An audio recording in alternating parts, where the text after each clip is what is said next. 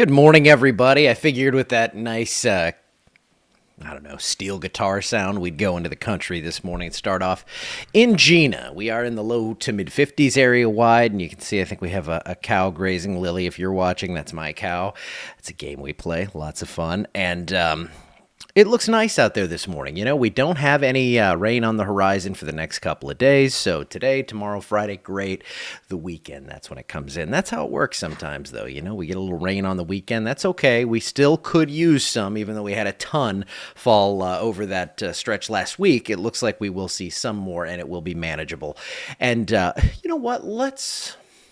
We'll wait until the end to talk about all the social media things being shared and why that happens. Why would people share crazy model runs for many weeks in the future? I rant about this every once in a while. I'll be nice, but we'll talk about why they do it. And you can see right now along the Red River, it looks like some cooler temperatures with Colfax at 42. I don't know if that's just delayed, but it looks like there's some blue up there, so we'll have to check on our people up there. 54 in Alexandria, 52 in Oakdale. Temperatures very manageable, very nice out there. A little long sleeve tee, maybe a hoodie, and then you shed that later today and go right to the t-shirts. Now, radar is clear, as I said, so these are the quicker forecasts. So I fill that with a little angst about things like people sharing weird model runs. Mid 60s today, clear skies, mostly clear. Maybe a few high clouds out there, but generally looking good. Temperatures in the mid 60s to near 70 degrees for today. This model takes us up to about 68. I think 66 to 68 is a good forecast. Overnight lows tonight in the upper 30s to our northeast, down to near 50 in Lake Charles, 42 right here in Alexandria. Now, this is the map that actually has something to say here. This is the GFS model, and I took this out 5 or 6 days, and you see I'll put it into motion here. And this system, you know, I can't add it in. I meant to do this. I was going to show you. I'll do this tomorrow, but the jet stream is going to absolutely split overhead. And that's one of the more interesting things. It's one of the things that's always fascinated me as a meteorologist. When you see these streamlines split like that and you get the wind kind of separating, you get diffluence aloft, a lot of times that will promote upward motion because it's almost like creating a void above. So as that air separates, it has to replace, and that can only happen from below since it's not going to come from above because the pressure's lower. So that air is going to come up, and that's going to create upward motion, and that creates rain showers. So for Saturday, we will see the rain due in part to Dine's compensation. How's that for a lesson? Rain continues into Saturday night. Then we get a break. I think the wraparound brings some light showers back through probably sometime late Sunday or Monday. It's not going to be heavy there. And then things move on and we clear back out. So nothing too crazy here. The SPC outlook shows a severe threat on Friday out over Texas. I could see this marginal risk for severe weather spreading to the east, although we have limited instability. These crazy upper level dynamics that I was talking about, that could do enough to create a couple of severe storms in our area. It's also going to create some heavy rainfall, so 1 to 2 inches, totally manageable. We can deal with this.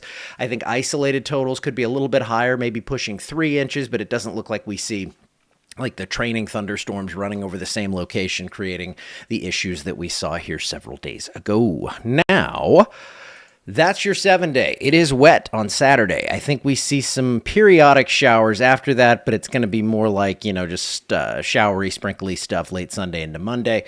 That's not going to add a lot to our total. But again, 1 to 2 inches, your general idea of what we're going to see out of this system. And most of that is going to fall Saturday. So outdoor plans for Saturday, make sure you're covered up. And, you know, if it starts thundering, go inside because lightning is dangerous. You knew that, though.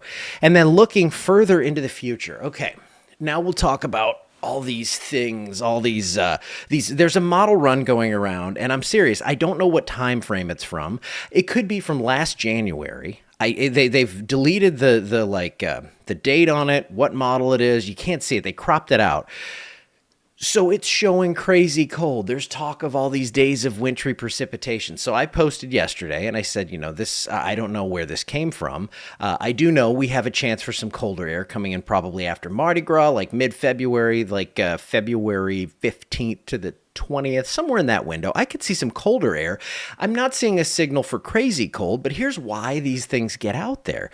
I looked at that post. It had 2,900 shares, and then I posted about it and said, this isn't going to happen. This is actually what's going to happen, and I actually have a following of 56,000 people, and it got shared 39 times. Now, I don't care about that. I want to share accurate stuff, and I know my stuff gets out there, but that's why people do it. They do it so they can get a lot of shares and likes and clicks and eyeballs on their page and hopefully, turn it into something, I guess.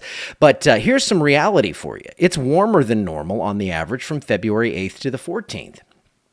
And then it looks like we stay pretty active. So we're going to keep some rain in the forecast. I don't see anything out of the ordinary. I don't see any realistic wintry threats within the reasonable realm of forecasting here. And do I see cold? Yeah, I think we do get another cold blast coming in from mid to late February, like again, the 15th to the 20th. But I don't foresee this being something that's like off the charts like what we saw here just a couple weeks back. So, I'm watching it all. I'm certainly going to update you on it. But there's nothing more that I want to say than, hey, we're going to see some snow in the area, some non-damaging snow that's not going to screw things up. But I don't have that ability to say that right now because it would be a lie. Okay, I'm going to get out of here. I'm going to keep bringing you the boring truth and having a little fun while doing it. And we will see you back here tomorrow morning.